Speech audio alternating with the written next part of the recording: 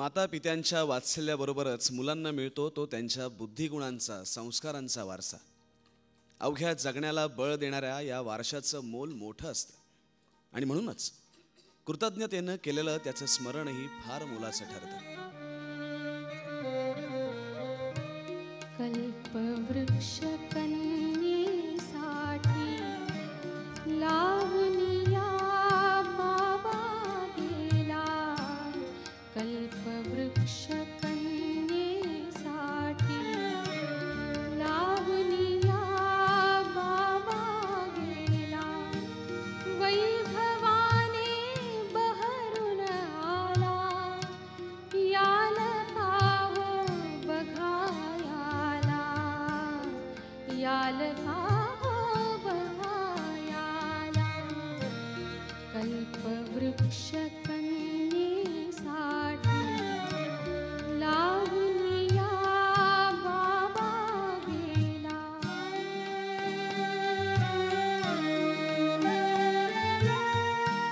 तुम्ही गेला आणिक तुमच्या देवपण नावाने.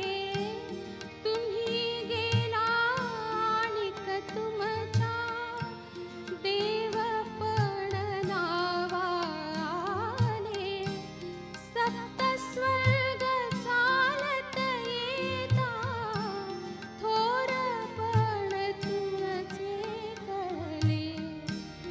गंगे काठी घर हे अपुले तीर्थक्षेत्र काशी झाले. गंगे काठी घर हे अपुले तीर्थक्षेत्र काशी झाले.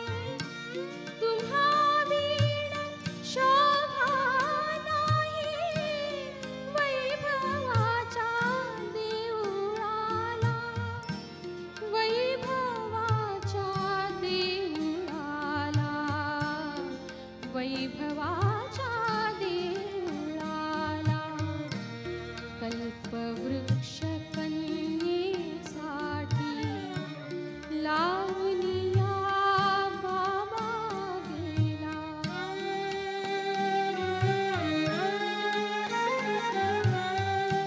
सूर्यचंद्र तुमचे डोळे दुरूनीच ते बघतात. कमी नाही आता काही कृपा दृष्टीची बरसात. पाच बोटे अमृताची पंचप्राण तुमचे त्यात. पाच बोटे अमृताची पंचप्राण तुमचे त्यात.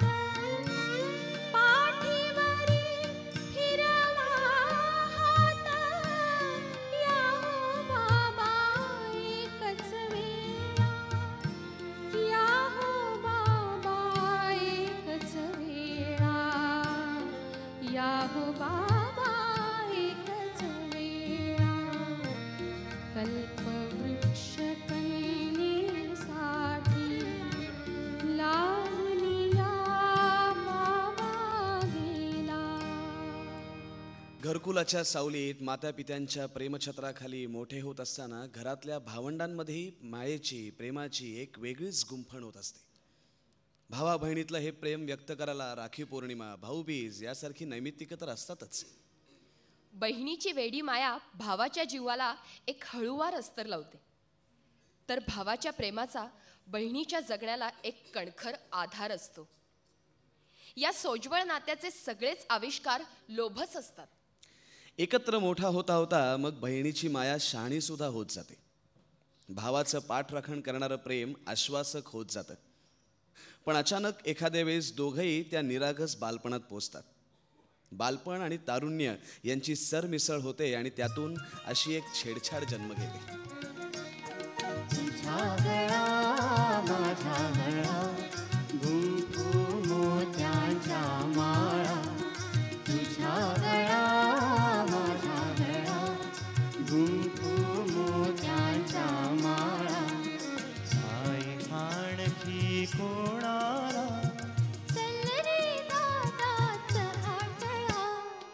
तुझ्या गळा माझा गळा गुंफू मोत्यांच्या माळा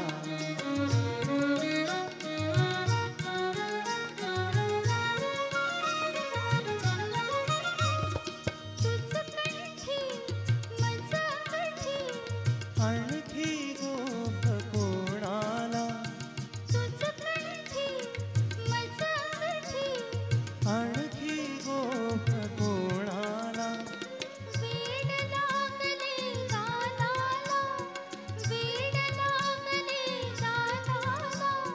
मला कुणाचे ताईला तुझ्या गळा माझा गळा गुंफू मोत्यांच्या माळा तुझ्या गळा माझा गळा गुंफू मोत्यांच्या माळा भाऊ बहिणीतल्या या नात्याला भारतीय संस्कृतीत जो गोडवा आहे तो इतर कुठल्या संस्कृतीत असेल की नाही कुणास ठाऊक. मग ते भाऊ बहीण तुमच्या आमच्या घरातलं असोत किंवा थेट कृष्ण द्रौपदी असोत. कौरव सभेत अपमानित होणाऱ्या द्रौपदीला चिरवस्त्र पुरवणारा कृष्ण आणि कृष्णाच्या जखमेवर चिंधी बांधण्यासाठी भरजरी पितांबर फाडून देणारी द्रौपदी यांच्यातलं अलौकिक सख्य हे आपल्या भारतीय संस्कृतीतलं मौल्यवान लेणं आहे.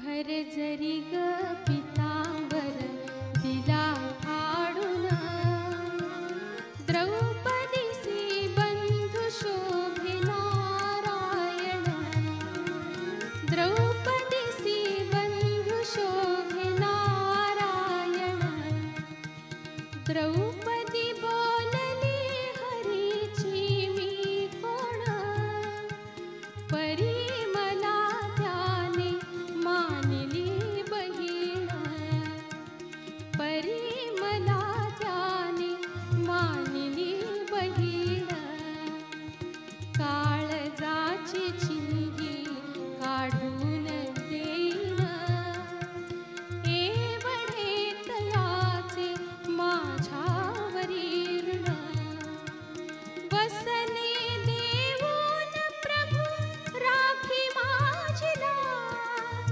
चिंधीसाठी आला माझ्या दारी हरिदास चिंधीसाठी आला माझ्या दारी हरिदास त्रैलोक्य मोलाचे वसन दिले फाडून द्रौपदीसी बंधू शोभे नारायण द्रौपदीसी बंधू शोभे नारायण भरजरी ग पितांबर दिला फाडून द्रौपदीसी बंधू शोभे नारायण द्रौ